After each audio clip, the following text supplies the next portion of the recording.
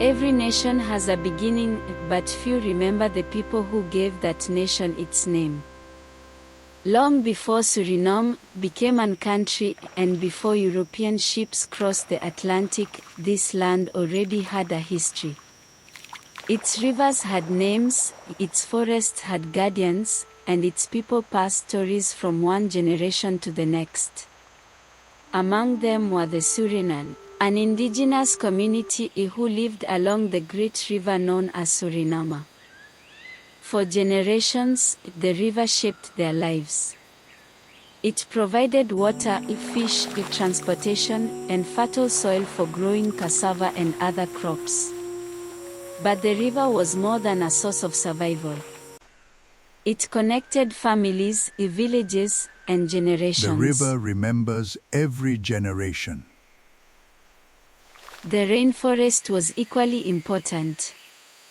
It was their home, pharmacy, marketplace, and classroom.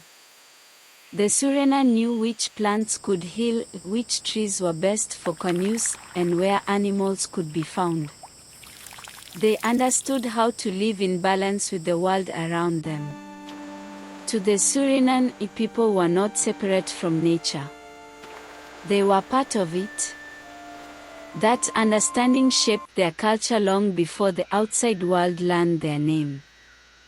The Suriname lived in small villages along the riverbanks. Their homes were built with wood and palm leaves gathered from the rainforest. Life followed the seasons. The forest teaches those who learn to listen. At sunrise, fishermen paddled onto the river. Hunters entered the rainforest, while others tended fields of cassava. The forest provided fruits, nuts, fibers, clay, and medicinal plants. Knowledge passed from parents to children. The forest itself was their classroom. Each village had a chief who guided the community and helped maintain peace.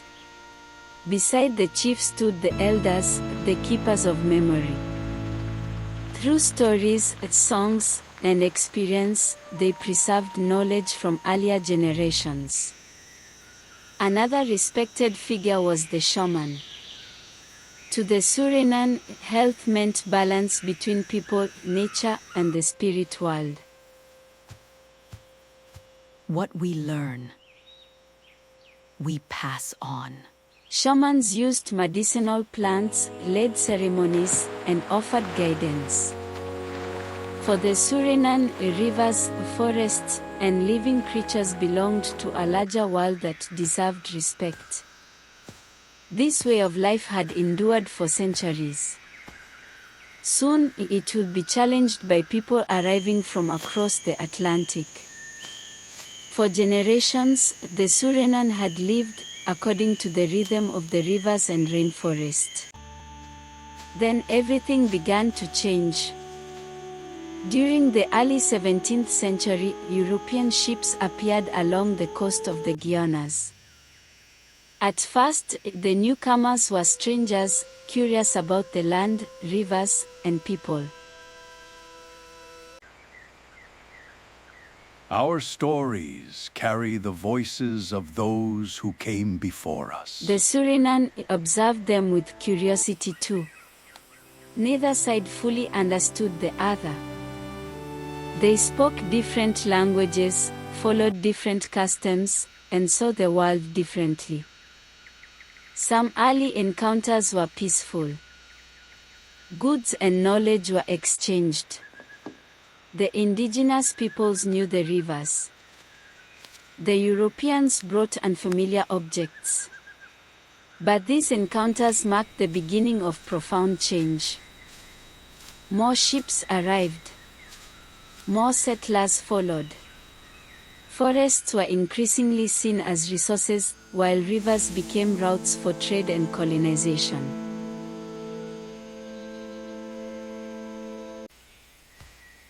We belong to the forest, just as the forest belongs to us. As European settlements expanded, competition for land and resources increased.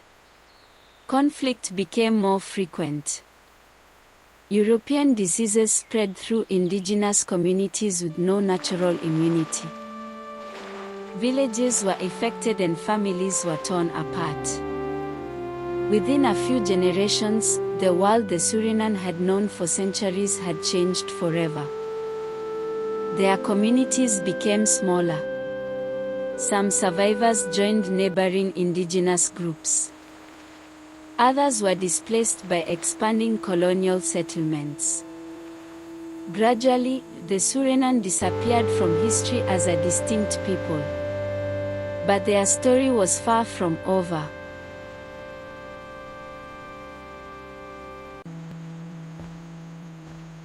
They are strangers to us, as we are to them. History does not always survive through monuments.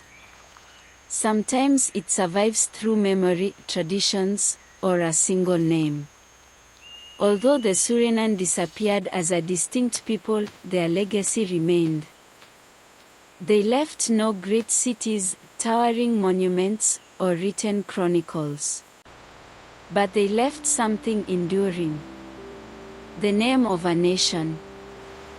For more than 4 centuries, that name has crossed generations, languages, and continents.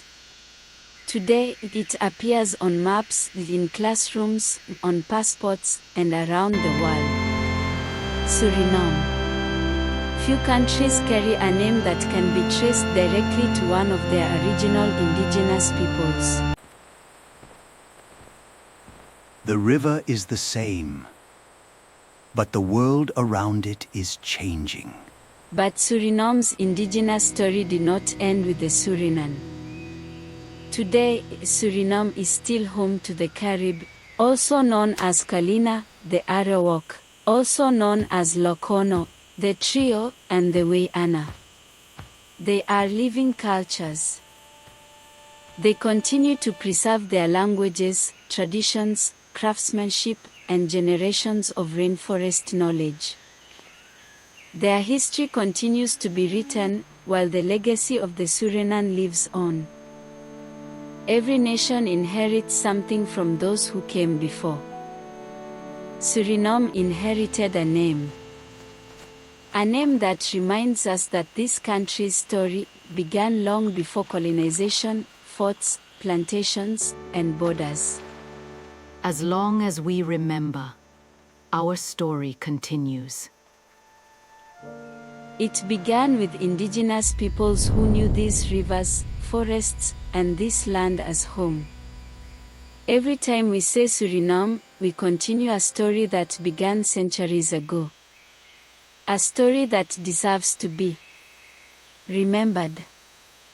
What do you think? How important is it to preserve the stories of the indigenous peoples who shaped Suriname before the colonial era? Share your thoughts in the comments. If you enjoyed this journey through Suriname's history, like, share, and subscribe to Sranan Stories. Together, we are sharing Suriname's rich history with the world, one story at a time.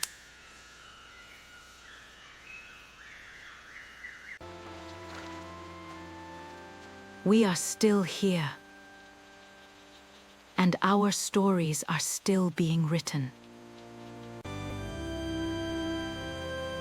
Before we continue exploring the history of Suriname, we have one more journey to make. Join us for our special episode, Beyond the Boat, the Grandeur of African History, where we explore Africa's remarkable civilizations, innovations, and achievements, long before the Atlantic slave trade. Thank you for watching, and I'll see you in the next story. A name survives when its story is remembered.